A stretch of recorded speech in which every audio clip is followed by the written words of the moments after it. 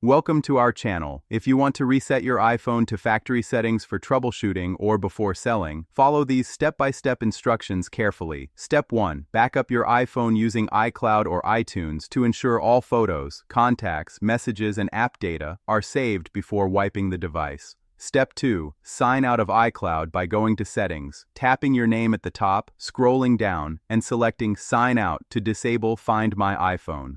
Step 3. Sign out of the App Store and iTunes by opening Settings, tapping your name, scrolling to Media and Purchases, and selecting Sign Out. Step 4. Unpair your Apple Watch if connected by opening the Watch app on your iPhone and selecting Unpair Apple Watch from the Watch settings. Step 5. Navigate to Settings, then General, then Transfer or Reset iPhone at the bottom of the menu options.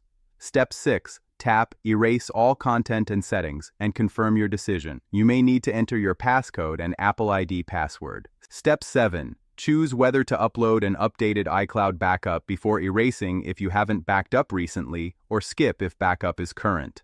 Step 8. Wait for the reset process to complete, which may take 15 to 30 minutes. Your iPhone will restart showing the initial setup screen as if brand new. Don't forget to like this video and subscribe to our channel.